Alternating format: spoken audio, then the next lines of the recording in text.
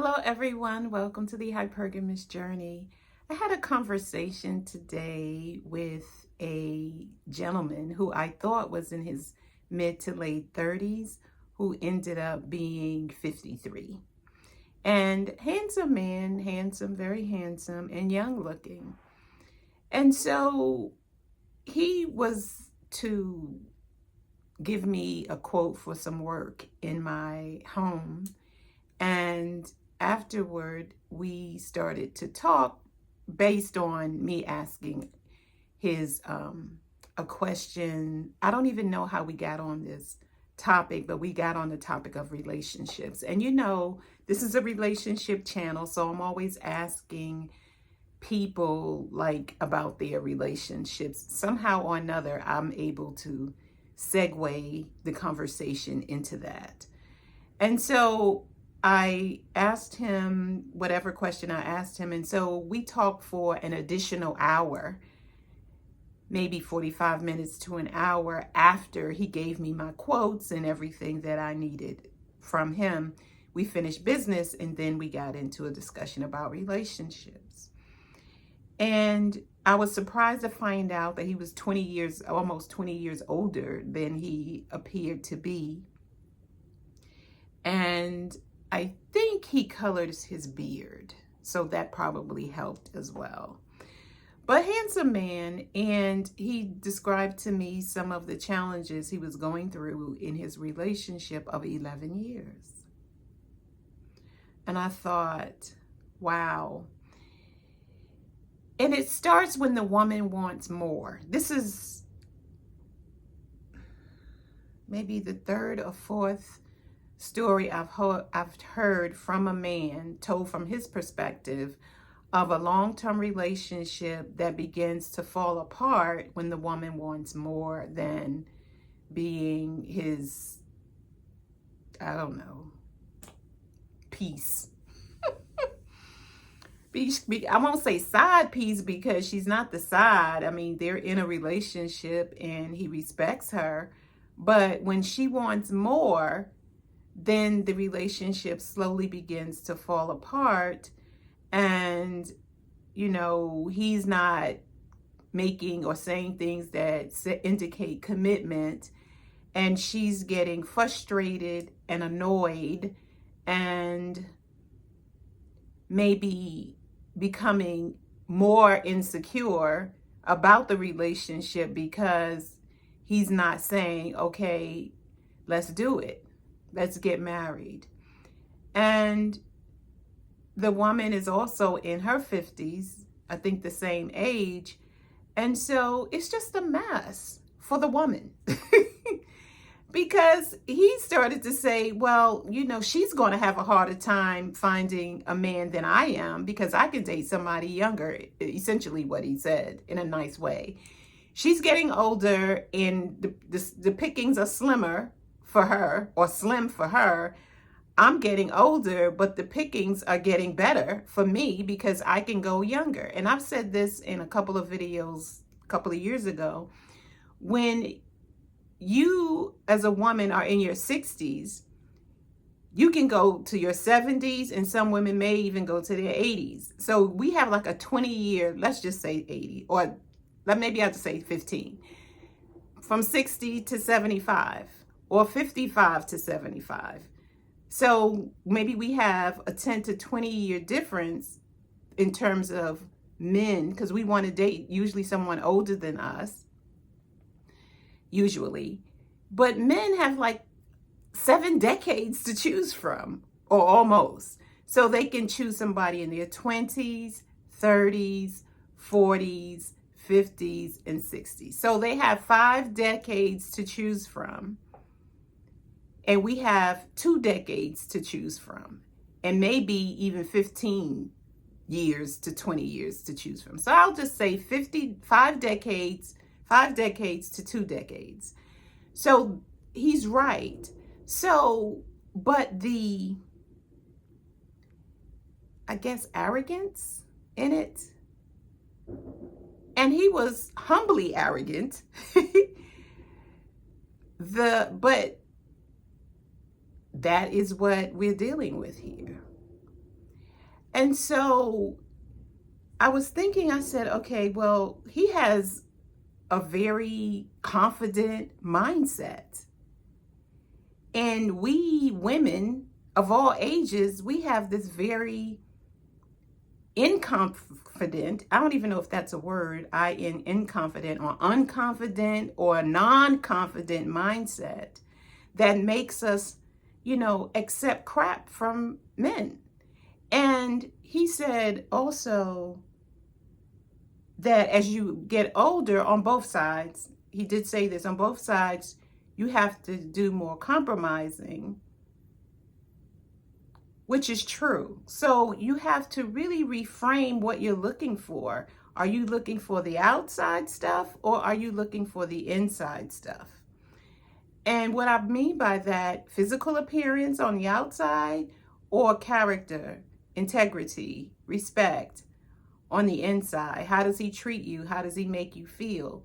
And one of the things that we as women do, we start discounting or disregarding men who don't make us our heart flutter or make us woo woo woo on the first date. And it's like, we should be beyond that woo woo woo, because how has that served us when we were younger? So it certainly isn't going to serve us when we're older and more mature and have much more to lose in terms of finances and who knows what, but definitely finances. So that doesn't serve us, and we owe it to ourselves to give the men that we meet a chance. And I say at least go on 3 to 4 dates with them before you say, well, there's no chemistry. Basically, there's no chemistry. Because sometimes chemistry can build as you get to know the person, you have more things in common, you find out that he has wonderful integrity and character, you have matching values, and he adores you. But the thing is that we go into these relationships and last long term, and then we want to get married. Meanwhile, we've been giving the man everything that a wife would give. So he's like, remember the expression that my grandmother used to say, and my mother too, why buy the cow when you can get the milk for free? So that's in essence what they're saying and doing. It's like, I've done milked you, and milked you. I've sold the milk. I've drank the milk. I've given the milk to my kids and my grandchildren. And now you want me to buy you, AKA wife you, AKA marry you? For what? I've gotten everything that I want. And then, oh man, the other thought, I lost my other thought. Oh man, okay. So I can't remember what I was going to say.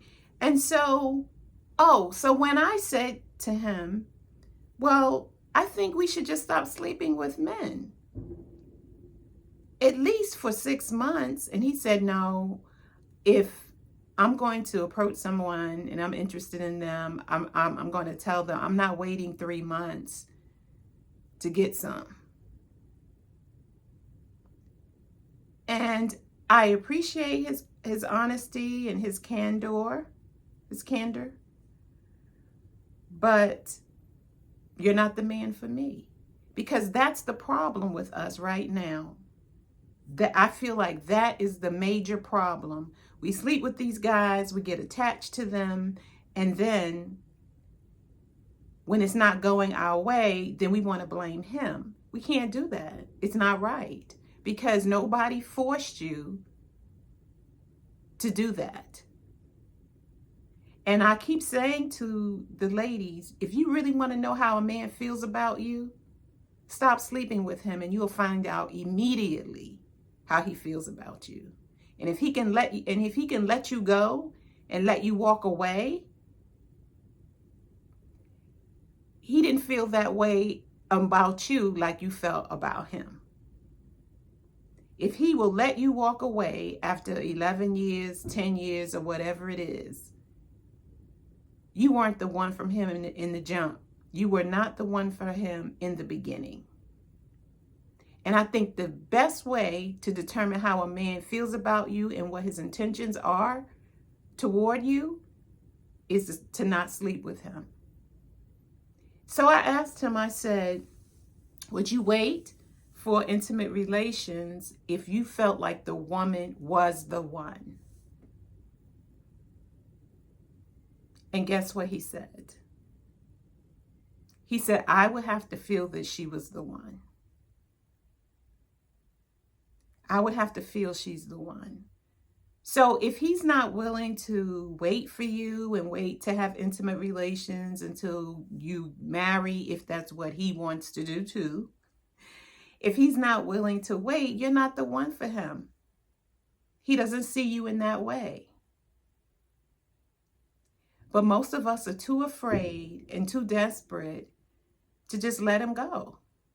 So we'd rather take him as he comes, hope for the best, sleep with him because you want to give him what he wants, and then after a year or 2 or 3 or 5, you want to get married, and he was like, no, I don't want to do that. And then you feel used, and then you want to blame him. It's not right. It's not right. The best vetting strategy we have is to keep our legs closed. And then you'll get to see if he really wants to get to know you or not. And you might be surprised. He might really want to get to know you as the person. And who knows, over time, without sleeping with him, he may realize that you really are the one for him. But neither party can really determine that if you getting it on like rabbits, especially mature women who haven't had any in a long time. And then you know, my mother used to say, your nose is wide open and you can't even think. You don't know up from down, east from west, north from south. And you head over heels in love, and he's just doing what he does, seeing what he can get. And then we want to blame them like they're the problem when we really are. And we need to learn how to discern and vet more deeply. So take responsibility for decisions that you make going forward in 2025, and keep your legs closed. Don't talk so much, listen more, and observe his behavior. And we will be well on our way to preserving our bodies, our minds, our emotions. Thank you for watching, and I will see you in the next video. Don't forget, February 15th is the coffee social for singles 50 and older. And I will put the link in the description.